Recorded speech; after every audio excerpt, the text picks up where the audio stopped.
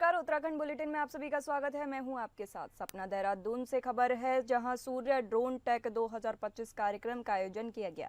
CM Dhami ने देहरादून छावनी के जसवंत ग्राउंड में आयोजित सूर्य ड्रोन टेक 2025 कार्यक्रम में शामिल हुए। सीएम ने ड्रोन प्रदर्शनी का अवलोकन किया। सीएम ने कहा कि उत्तराखंड जैसे भौगोलिक दृष्टि से संवेदनशील राज्य में ड्रोन तकनीक का आपदा राहत कार्यों के लिए वरदान सिद्ध हो रही है। इसलिए हमारी सरकार का प्रयास है कि हमारे युवा न केवल ड्रोन विशेषज्ञ बने, बल्कि नागरिक उपयोग के लिए भी टेक्नोलॉजी आधारित समाधान विकसित करें। वहीं कार्यक्रम में मध्य कमान और society of Indian defence manufacturers के सभी सदस्य, ड्रोन विशेषज्ञ, स्टार्टअप्स, एमएसएमईएस, एनसीसी कैडेट्स और स्कूली छात्र मौजूद रहे। नवाचार और साइंस और टेक्नोलॉजी जो है हमारी प्राथमिकता में है। हम आदरणीय प्रधानमंत्री जी से प्रेरणा लेकर उस दिशा में काम कर रहे हैं और उसमें हमको सफलता भी मिल रही है। आज बहुत सारे ऐसे क्षेत्र हैं जिसमें देश के प्रमुख राज्यों में हमारी गिनती हो रही है। चाहे वो आज सस्टेनेबल डेवलपमेंट गोल्स की बात अगर मैं करूं तो उसमें उत्तराखंड पूरे देश में पहले पायदान पर है। इसी प्रकार से स्टार्टअप्स के क्षेत्र में हम जहां अचीवर्स की श्रेणी में होते थे, आज हम लीडर्स की श्रेणी में हैं। तो ड्रोन के क्षेत्र में हो या लोगों को घर बैठे ही सर्विस देनी हो, 1905 जैसे जो हमारे एप्लीकेशंस आज काम कर रहे हैं, वो लोगों के लिए निश्चित रूप से बहुत सुविधाजनक हो रहे हैं। हम इसको और आगे बढ़ाएंगे। अक्षय तृतीया के दिन गंगोत्री और यमुनोत्री धाम के कपाट खोल दिए गए हैं। आपको बता दें कि गंगोत्री धाम के कपाट खोलते ही चारधाम यात्रा की शुरुआत हो गई। वहीं गंगोत्री धाम के बाद यमुनोत्री धाम के कपाट सुबह 11:55 पर खोले गए। कपाट खुलते ही वायुसेना के द्वारा हेलीकॉप्टर से पुष्प वर्षा की गई। वहीं उत्तराखंड के मुख्यमंत्री पुष्कर सिंह धामी ने गंगोत्री यमुनोत्री धाम पहुंचकर पूजा अर्चना की और कहा कि चारधाम यात्रा की शुरुआत हो गई है। ये यात्रा निर्बाधित रूप से चलेगी। आगे उन्होंने कहा कि इस यात्रा के लिए शासन प्रशासन पूरे तरीके से काम कर रहा है। वहीं डॉक्टरों और पुलिस की टीम जगह जगह पर मौजूद रहेगी ताकि किसी को कोई परेशानी का सामना न करना पड़े। हमारा प्रयास है कि यात्रा विधिवत तरीके से तो नियोजन किया गया है, चाहे वो यातायात का हो, चाहे वो हमारे पुलिस विभाग का हो, सुरक्षा की दृष्टि से हो, चाहे वो हमारा परिवहन विभाग हो, सभी विभाग के, जल हो, सड़क वाले हो, सभी अभी काम चल ही रहा है। लेकिन अंतिम चरण पर काम पहुंच गया है। जहां जहां जैसी जैसी आवश्यकताएं होगी, हम यात्रा को सुगम बनाने के लिए, यात्रा को सरल बनाने के लिए लगातार काम करेंगे। हमारा प्रयास होगा कि यात्रा हर वर्ष की भांति इस वर्ष की अच्छी हो। जहाँ भी सभी लोगों को इसमें भाग लेना चाहिए और सब लोगों को सहयोग करना चाहिए। मैं तो सभी से कहूंगा, ये यात्रा सरकार संचालित करती है, यहाँ के हमारे धामों के लोग संचालित करते हैं, लेकिन हम सब का कर्तव्य है, उत्तराखंड के अंदर रहने वाले हर एक व्यक्ति का कर्तव्य है कि वो यात्रा में अपना चारधाम यात्रा जारी है, जिसके मद्देनजर पुलिस प्रशासन भी अपनी तैयारियां पहले ही पूरी कर चुका है। देवभूमि उत्तराखंड में चारधाम यात्रा को लेकर श्रद्धालुओं में भारी उत्साह देखने को मिल रहा है। चारधाम यात्रा के लिए 2 दिनों में ही देश विदेश से लाखों श्रद्धालुओं ने अपना पंजीकरण कराया है। मुख्यमंत्री पुष्कर सिंह धामी के प्रयासों से चारधाम यात्रा के तमाम तैयारियां पूरी कर ली गई हैं। उन्होंने बताया कि चारधाम यात्रा को लेकर सुरक्षा व्यवस्था से लेकर अन्य सभी तैयारियां पूरी कर ली गई हैं। बातचीत में बताया गया कि कश्मीर के पहलगाम की आतंकी घटना के मद्देनजर चारधाम यात्रा में सुरक्षा के कड़े इंतजाम किए गए हैं। उन्होंने यह भी बताया कि हम यात्रियों की सुरक्षा से कोई समझौता नहीं करेंगे। चारधाम का जो स्टार्टिंग पॉइंट है स्टेट का ही हमारा नारसन होता है, थाना मंगलौर क्षेत्र में पड़ता है। वहाँ पर आरटीओ चेक पोस्ट के पास हमारा पुलिस का और प्रशासन का कंपोनेंट रहता है, जहाँ पर हम रजिस्ट्रेशन चेक करते हैं, जहाँ पर लोग प्रॉपर जानकारी लेकर के अपने आगे की यात्रा का प्लानिंग करते हैं। और वो एक इम्पोर्टेंट पॉइंट इसलिए भी है कि ऊपर जो हमारे हिली डिस्ट्रिक्ट हैं, वहाँ कैपेसिटी के अकॉर्डिंग जो निर्देश हमें प्राप्त होते हैं, तो उन निर्देशों का एग्जीक्यूशन नारसन पॉइंट से भी ही होता है। नहीं, रेट लिस्ट के बारे में, रेट लिस्ट को इंश्योर करवाना जो संबंधित थाना प्रभारी या चौकी प्रभारी, उनको हमारे उच्चाधिकारी स्तर पर निर्देशित किया गया है कि किसी भी प्रकार से रेट लिस्ट को लेकर के या उसके दाम को लेकर के कोई इश्यू नहीं होना चाहिए। और लगभग सभी ने इसकी तैयारी कर ली और होटलों और ढाबे जो सड़क के किनारे उनसे बातचीत कर ली गई है। उत्तराखंड की विश्वविख्यात चारधाम यात्रा शुरू हो चुकी है। हालांकि खबरें ऐसी भी सामने आ रही हैं कि यात्रियों की सेहत से खिलवाड़ करने वालों की भी कमी नहीं है। आपको बता दें कि यात्रा से ठीक पहले दून पुलिस ने नकली पनीर की एक बड़ी खेप बरामद की। 720 किलो नकली पनीर दून पुलिस द्वारा बरामद किया गया। पुलिस को सूचना मिली कि पनीर चारधाम यात्रा के मार्ग पर सप्लाई किया जाना है, जिसके बाद पुलिस और खाद्य विभाग के संयुक्त प्रयास से इस खेप को बरामद किया गया। बताते चलें कि इस पूरे प्रकरण में अब तक 5 लोगों को गिरफ्तार किया गया। सहारनपुर की जिस फैक्ट्री से यह नकली पनीर सप्लाई किया गया था, वहां से भी 16 कुंतल नकली पनीर बरामद करने के बाद फैक्ट्री को सील किया गया है। साथ ही देहरादून के गोदाम में भी पुलिस द्वारा ताला जड़ा गया है। पुलिस को अंदेशा है कि इस मामले में और भी लोग तार से जुड़ सकते हैं, जिनके लिए अभियुक्तों से पूछताछ की जा रही है।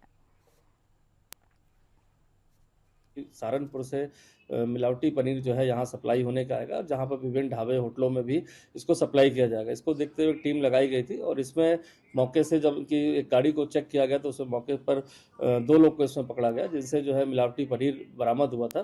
पूछताछ में पता चला कि इनके अन्य जो गैंग के लोग हैं यहाँ पर चारधाम और इस तरह की जब यात्राएं होती हैं तो उसको मिलावटी पनीर जो एक फैक्ट्री है सहारनपुर में, जहाँ पर नकली इसको बनाया जाता है, वहाँ से वो लेके आए थे। वहाँ पर भी तलाशी के दौरान एक अवैध फैक्ट्री जंगलों में पाई गई, जहाँ पर अवैध रूप से केमिकल के द्वारा ये बनाया जा रहा था, जहाँ 16 कुंटल पनीर बरामद करके इसको डिस्ट्रॉय किया गया।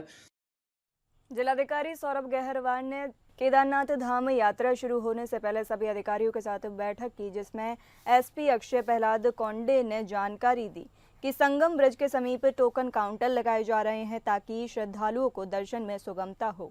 उन्होंने बताया कि पूर्व वर्षों में श्रद्धालुओं की भारी भीड़ के कारण मंदिर में दर्शन के लिए 3 से 4 घंटे तक जाते थे, लेकिन इस बार दर्शन के लिए अधिकतम 1 घंटे की समयावधि सुनिश्चित की गई है। भीड़ नियंत्रण के लिए एक सुस्पष्ट डायवर्जन प्लान भी तैयार किया गया है।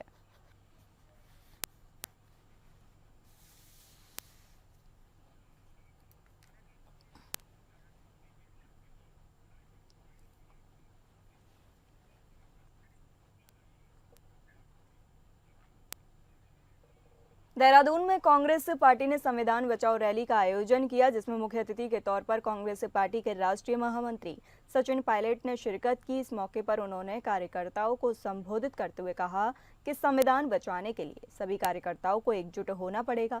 जिस तरह से केंद्र सरकार कई एजेंसियों का दुरुपयोग कर रही है, ऐसे में कार्यकर्ताओं को एकजुट होकर 2027 के विधानसभा चुनाव के लिए काम करना होगा। उनका कहना है कि उत्तराखंड में कांग्रेस पार्टी 2027 के विधानसभा चुनाव में बेहतर प्रदर्शन करेगी और सरकार बनाएगी।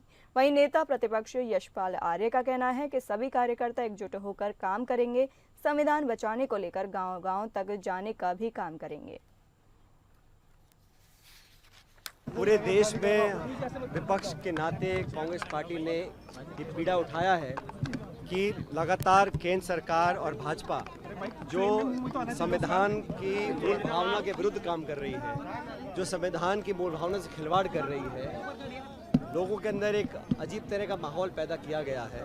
और जैसा राहुल जी कहते हैं, खड़गे साहब कहते हैं कि संविधान ने हर व्यक्ति को बराबर का हक अधिकार दिया है और देश में जो वातावरण निर्मित किया है वो एक ऐसा माहौल है जहाँ पर लोग अपने आप को असुरक्षित महसूस कर रहे हैं। संविधान के जो प्रावधान है उसका उनकी धज्जियाँ खुलेआम उड़ाई जा रही हैं। संवैधानिक संस्थाओं को लगातार नीतिगत तरीके से खोखला करने का काम किया जा रहा है।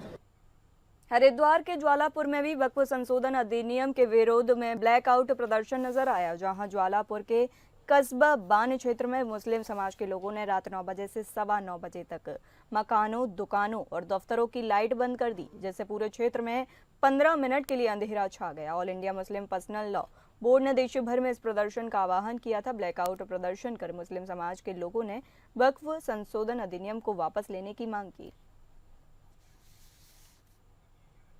मुस्लिम पर्सनल लॉ बोर्ड के आह्वान पर पूरे हिंदुस्तान के अवाम ने लाइट बंद करने का काम किया है और ये लाइट बंद करके और देश के सभी लोगों ने ये मैसेज दिया है कि हम शांतिपूर्ण तरीके से भी आंदोलन करेंगे और अगर हमें सड़कों पे उतरने की जरूरत पड़ेगी तो सड़कों पे उतर के भी आंदोलन करेंगे, लेकिन हम किसी भी हाल में वक्फ अमेंडमेंट एक्ट को बर्दाश्त नहीं करेंगे।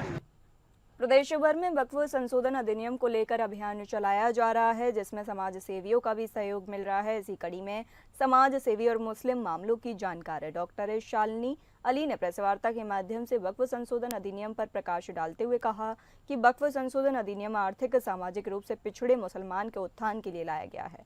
उन्होंने कहा कि हर मुसलमान को ये जानने का हक है कि देश की वक्फ संपत्ति का उपयोग किस प्रकार से किया जा रहा है, जिसके तहत पारदर्शिता लानी आवश्यक भी है और उसी के तहत अब वक्फ संशोधन विधेयक लाया गया है।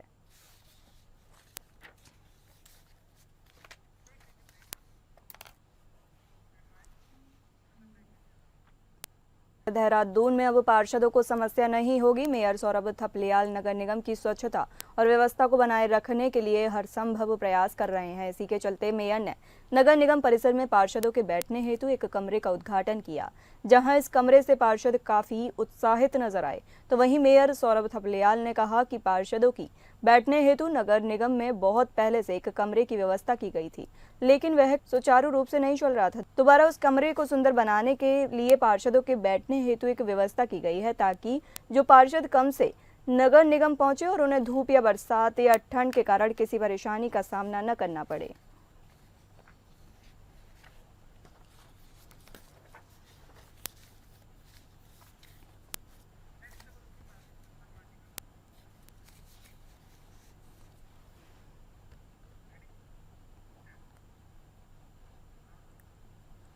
जिला शिक्षा एवं प्रशिक्षण संस्थान बागेश्वर के डीएलएड प्रशिक्षुओं ने प्राचार्य डॉक्टर डीसी सती के निर्देशन पर रेशम की खेती की जानकारी ली। देवकी लघु वाटिका मंडल सेरा में मूंगा रेशम की खेती के साथ औषधि की भी जानकारी प्राप्त की। इस दौरान कहा गया कि पर्यावरण संरक्षण के साथ ही पर्यावरण पलायन रोजगार को अपने आसपास ऐसी प्रजातियों को संरक्षित किया जाए जो हमारी आवश्यकताओं की पूर्ति प्राकृतिक रूप से हो सके। ये बताते हुए किशन मलड़ा द्वारा गूंगा मूंगा रेशम, रोजमेरी, मीठा नीम, कासिनी, चंदन, ड्रैगन फ्रूट, परिजात आदि के पौधे भेंट किए। साथ ही वाटिका भ्रमण उपरांत राष्ट्रीय कुमाऊनी पुस्तकालय में पर्यावरण संरक्षण के साथ ही अपनी बोली भाषा संस्कृति को सदा प्रमुखता से अपनाने, जल संरक्षण, वन्य जीवों, वनों को आग से बचाने पर भी चर्चा की गई।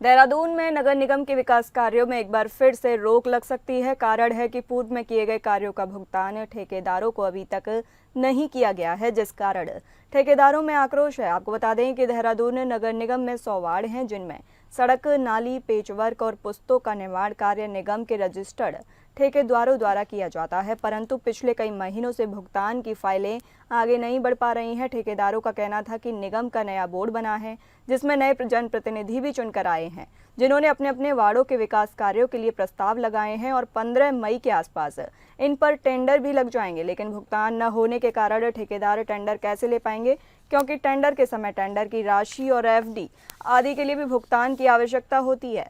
ठेकेदारों का कहना है कि उनके भुगतान की फाइल अकाउंट विभाग में आकर अटक जाती है और अकाउंट विभाग में बैठे लोग ट्रेजरी में पैसा न होने का बहाना बनाकर भुगतान की फाइलें अटका देते हैं। भाई अब ऐसा है, विभाग द्वारा जो हमें ज्ञात है और नए जो मेंबर्स चुन के आए या नया बोर्ड चुन के आया, उनके द्वारा क्या कहते हैं प्रस्ताव पे वो बनाना, क्या कहते हैं विकास कार्य के जो प्रस्ताव लिए गए हैं और उस पर एस्टीमेट बना दिए गए हैं। हो सकता है 15 मई के आसपास टेंडर भी लग जाए, लेकिन मेरा ये कहना है ठेकेदार टेंडर लेने में तभी तो सक्षम होगा जब उसका फुल भुगतान किया जाएगा।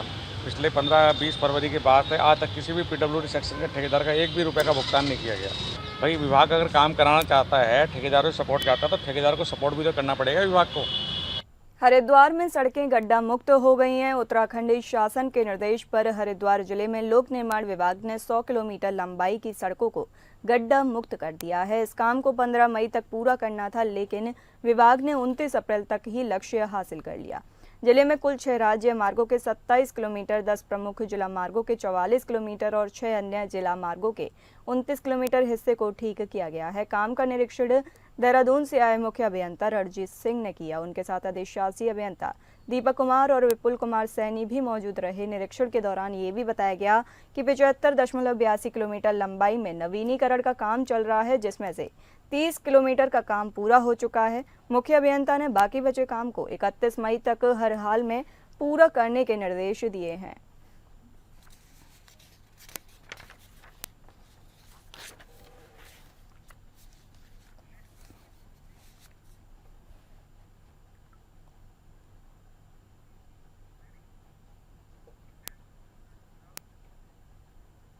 विश्व की अमूर्त सांस्कृतिक धरोहर रम्माड़ मेले का आयोजन आज से आरंभ हो चुका है। रम्माड़ मेले सलूड़ ड्रुंगा गांव में आयोजित हुआ था। विश्व प्रसिद्ध रम्माड़ मेले का आयोजन सलूड़ ड्रुंगा की संयुक्त पंचायत आयोजित करती है, जिसमें भूमि क्षेत्रपाल की पूजा अर्चना और 18 पत्थर का नृत्य और 18 तालों पर राम लक्ष्मण सीता हनुमान का नृत्य होता है। दूर दूर से क्षेत्रों से हजारों की संख्या में श्रद्धालु सलूड़ गांव में रम्माड़ देखने पहुंचे। वर्ष 2009 में सलूड़ ड्रुंगा की इस रम्माड़ को विश्व की सांस्कृतिक धरोहर का दर्जा दिया गया। यहां पर लोग आकर नृत्य करते, ढोल मजारे बजाते हैं। कुरजोगी सबका मनोरंजन करता है। अंत में भूमि क्षेत्रपाल देवता अवतरित होकर 1 वर्ष तक के लिए अपने मूल स्थान पर विराजित हो गए।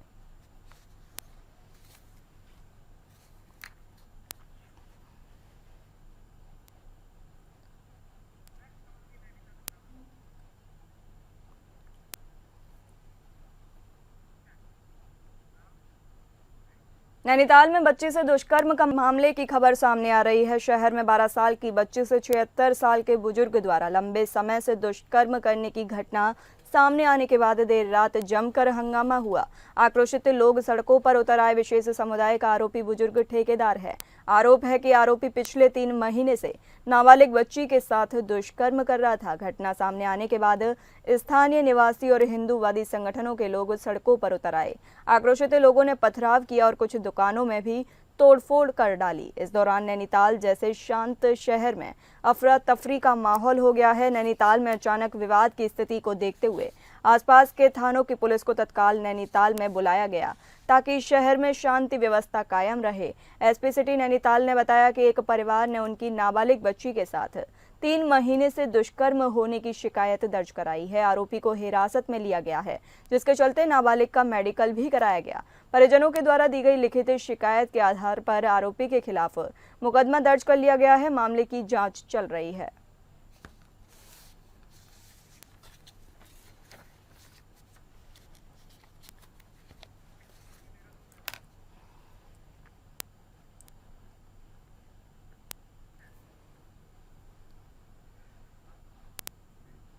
प्रदेश में बढ़ती गर्मी के प्रकोप से लोगों को बचाने की जल्द ही राहत मिलने की संभावना है। मौसम विज्ञान केंद्र के वैज्ञानिक डी रोहित थपलियाल ने बताया कि प्रदेश भर में 1 मई से 5 मई तक हल्की से मध्यम वर्षा होगी, तो वहीं पहाड़ी क्षेत्रों में बारिश के साथ ही साथ बर्फबारी होने के आसार बने हुए हैं। रोहित थपलियाल ने बताया कि प्रदेश के कुछ क्षेत्रों में तेज गति से आंधी तूफान को देखते हुए चेतावनी जारी की गई है। उन्होंने बताया कि लगातार 5 दिनों तक बारिश होने से बढ़ते तापमान में कमी देखने को मिलेगी। आपको बता दें कि 3 दिनों पहले तापमान 38 डिग्री सेल्सियस के पार चल रहा था, जो अब 35 डिग्री तक रह रहा है। लेकिन कल से तापमान में और भी गिरावट आ जाएगी, जिससे लोगों को गर्मी से राहत मिलेगी।